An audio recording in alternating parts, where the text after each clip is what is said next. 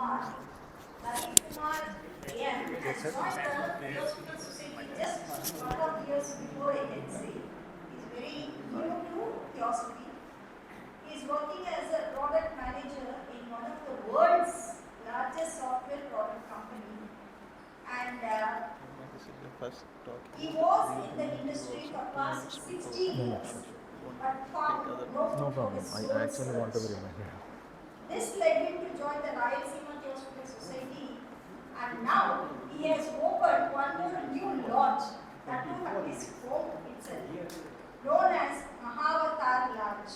Just a few months ago, he has just started, and this is his first visit to Adyar, and he got the opportunity. In the first visit itself, he got the opportunity to come and speak here in this conference, and he has done his MTech in artificial intelligence. Actually, this year's conference theme was artificial intelligence. Welcome, Naveen.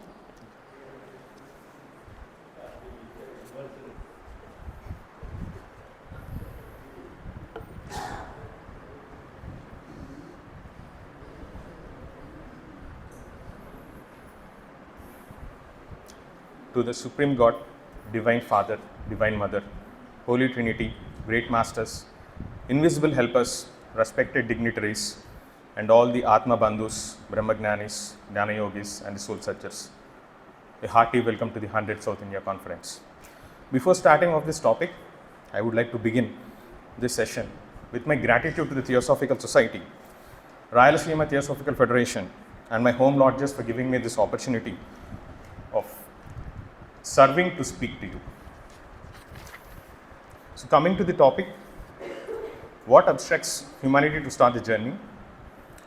With the definition of the path, a term that refers to the time-tested way towards spiritual realization. Spirit of man is immortal.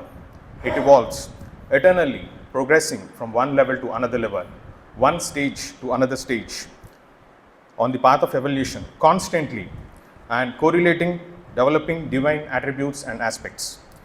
The path is as high as a mountain, is seen seen from afar, and during the ascent, the outlines of the summit are lost. Right around it, one does not distinguish the height. So too on the path, there are many turnings on the way. One should become accustomed to thought about the complexity of attainment. One should grow to love all the obstacles, for the stones on the path are but the steps of ascent. Long ago was it said that one does not ascend by a smooth stone. What is a natural path? The most unrestricted way of learning with tolerance and patience without any sectarianism. The first obstacle or the hindrance that I have picked up is body, food, and health. The idea of body as self, Dehatma Bhavana, I think that itself is the first hindrance or obstacle. Or the concept of man has a soul is flawed. Man is a soul with different bodies. A good body will stand as a great deal of ill usage. Straining body in the name of exercises, asanas should be understood carefully. For that, any overstrain would remain as a permanent mark. The same applies to the food as well. Overeating or undereating would also leave such kind of permanent mark. So the ideal way is the middle path, the Madhya Margam. The middle path is the wiser one. And with respect to the food habits and other habits, maybe in the Annamaya Kosha, we can say that, say no to alcohol, say no to meat consumption. Tremendous evil has been caused just because of the habit of alcoholism.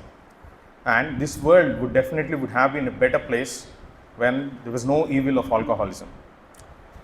And with respect to the physical maintenance, outpouring of energy happens in physical, astral, mental and buddhic planes, for which it is needed to keep the body clean, especially the feet and the hands. And it's a tradition for us to keep our hands and feet clean all the time. So cleanliness is next to godliness. So perfect health is necessary for rapid progress. Wherever it fails, it is a delay at once. So it is very important to maintain a good health. Selfishness and tolerance, probably the second one. Selfishness can delay pupils' progress very seriously. Think much of itself and little of others is an obstacle. Like Annie Besant says, individualization of your consciousness itself could be the karma, and extending the consciousness to the super consciousness would probably be the path that we are all talking about so far. And laziness is one of the little, negligence, impunctual, should be totally avoided, for the fact that humans, or humans especially, would be getting the kind of security and the basic sense of belonging to earth through the Muladhara or the root chakra or the basic chakra of the energy body. But at the same time, the same chakra has inherent properties of laziness, lethargy and procrastination. So anyone who is trying to be on the path should get rid of this with a constant effort to combat the laziness, lethargy and procrastination. And the other one is the tolerance. Tolerance is one of the conditions of observation. True observation is the basis of cognition. An intolerant man cannot form a picture of things. There are many examples where great truths having been subject to distortion because of intolerance. Intolerance in the name of religion, in the name of caste, creed, nation, or anything for that matter. Taking pride belonging to a sect, all these things could be levels of intolerance, and intolerance is not just mild, it's an evil. It invariably contains falsehood because it conceals the truth. That's the problem with intolerance. Next thing, I think, is lack of faith. It must not be thought that the path is possible through unbelief. One thing which often prevents people from coming into touch with the master is a lack of faith and will. A person earnestly with full belief will succeed one day. People poison themselves with unbelief. The wisdom of ages has recorded many examples of great trust and also of destruction through mistrust. We talk about Narada Bhakti Sutras, or we talk about the holy faith, we talk about the faith. So all these things are dependent on faith. So unbelief is a crystal of doubt. Doubt as such could be treated psychically using psychic energy or energy healing probably, but unbelief is almost incurable. The unbeliever plunges into an obscure abyss to remain shuddering until he receives a purifying shock. So unless there is a purifying shock that any person receives, he would still be continuing to believe that unbelief is right. The next thing, superstition, prejudice.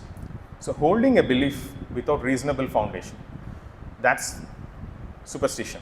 And superstition is a great thing for holding people back. Superstitions have been there from time immemorial because it is strong rooted for the reason that there is a partial truth in it and it's not the complete truth. And any truth seeker should not stop with partial seeking of the truth, and he has to search for the complete truth or try to gain the complete truth. Superstitions are not mere inventions but are distortions or exaggeration of facts.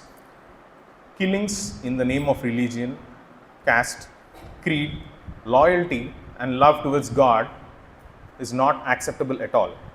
In the name of superstition, it is not acceptable. And the worst part is superstitions. The person who is superstitious considers that he is on the right path. Irritability and noise. The result of irritability is production of a poison called imperil, and imperil is a spreading poison which slowly descends upon our nervous system as we burn out etheric and astral bodies together through irritation. So we are going through a civilization where there is a lot of noise around, lot of frequencies, different people vibrating at different frequencies, and this is the reason for noise, and this noise can cause irritability. Slight unpleasant feeling for 10 minutes, unpleasant video, watching unpleasant videos, maybe watching unpleasant incidents can disturb your astral body for around 48 hours. So thoughts of revenge, plans of destruction in the name of competition, in the name of rat races can actually be the cause of continuous irritation. Criticism and gossip are the common ways to produce irritation in oneself and others. We are being overcritical, over gossiping, and hardly any time in the day where we are silent. These are the reasons that there's always a continuous noise, because we are giving out the noise to the universe, the irritation to the universe, and we're getting back the same thing in the form of karma.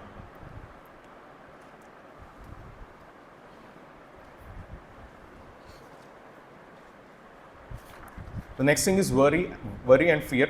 So fear is a spasm of vibrations caused by a disharmonious lack of understanding. If a man allows himself to be greatly worried over some problem without reaching any kind of conclusion, it causes something like a storm in the mental body. Careful thought will show that fear is born of ignorance. They all attest that fear weakens the will and thus renders it defenseless. People are very happy being worrisome, thinking that worrisome would solve the problem. There is not even a single instance in the history where a worried person has succeeded. It's only the courageous person who has taken the step forward has won, and not a person who simply keeps on thinking and worrying. And the other problem with worrying is, when you're worrying, you're actually throwing the thoughts of energy into the ether which is around, and any person who is catching the thought forms or the thoughts into their consciousness actually are bringing in worry into their personal consciousness. This is also a sign of sending out karma. So one has to be very cautious when they are brooding over thoughts continuously, that they are not sending out such kind of energy thought forms to this universe and get the same thing manifold times in return. Next thing, cruelty. So cruelty in any form is not at all acceptable. So cruelty towards animals, children, through thoughts, actions, words, is in no way acceptable. Animals are our younger brothers who are behind in the evolution, and they can become men in further incarnations. So we are actually harming the lower souls or the younger souls. So that is the reason we have to abstain from meat eating, slaughter of animals, not encouraging slaughterhouses for wearing fancy ornaments which involves killing of animals. Flesh food involves killing. The fundamental objection to killing interferes with the course of evolution. And also with respect to the young souls, we often terrify children in the name of expectations that we are setting them on the path, and we are not on the path. So teach children with love, clear mind, heart full of love and patience, as wide as sea. The next thing, I think the most favorite topic of most of us is gossip and idle speech, especially with the free talk time introduced by, I think is part of the plan, the Maya or the illusion to create that, we get free talk time and we can talk continuously with very minimal prepaid or postpaid charges. So human speech should be guarded against various disfigurements that are ugly and unexpressive. Every word and every thought has its karma. When foolish things are repeated, it makes an atmosphere around that person which does keep out good influences. Probably this is one of the reasons that in Hindu or Sanatana Dharma, we are always creating good vibes or positive energies just with the name of the namas, which we call as the Sahasranamas, in terms of any deity or any god for that matter. Just by chanting them, we are saying that we are accumulating good karma to ourselves, but actually we are creating a positive thought forms and positive energies around us. And also when we are speaking, we have to speak clearly. We fill our rooms with our own thought forms, and any person who is entering back into the same room is actually surrounded by the same thought forms of worriness, and this could lead to the depression of the person. So it is very important that when we are speaking out, we have to speak out always positive and never the negative thought forms. For example, any word which should be avoided is hate. Hate is such a bad word, meaning in the sense that it contains a very bad form of energy around it. The name itself produces a horrible form of it. So it is better to avoid such kind of words and maybe replace it with something like a word like dislike. People often utter words without taking into consideration the significance of it. And also expressing serious emotions. These serious emotions produce astral forms, hate forms, and it is very difficult to get rid of it. They are very sticky in nature. And probably whenever in doubt, it is better to be silent. Maybe the Sanatana Dharma of maybe the Dakshinamurti says that Mauna Vyakyanam Prakatita Parabrahmam, or further the God is in silence, or maybe the famous proverbs, speech is silver, silence is gold, and we are in no position to decide what to talk. It is better to be silent. And there are numerous such kind of obstacles that are there on the path. If you see the survival paradigm, the score below 175, starting with pride, anger, desire, fear, grief, apathy, guilt and shame.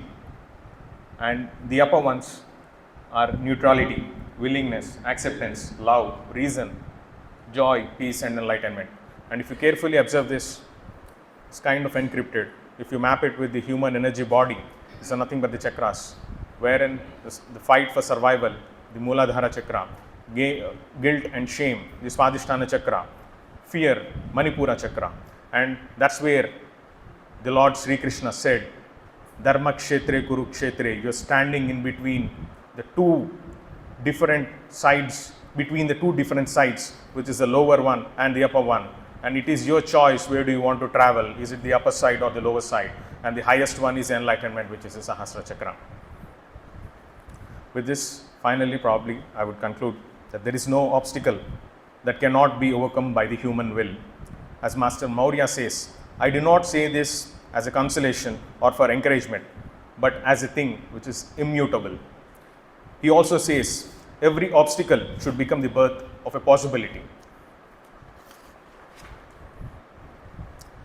And I do not want to end this in a negative note. So maybe after speaking about the numerous obstructions, I console the young soul in me to replace the hindrances with virtues, recalling the prayer of Saint Francis of Assisi on this Good Friday.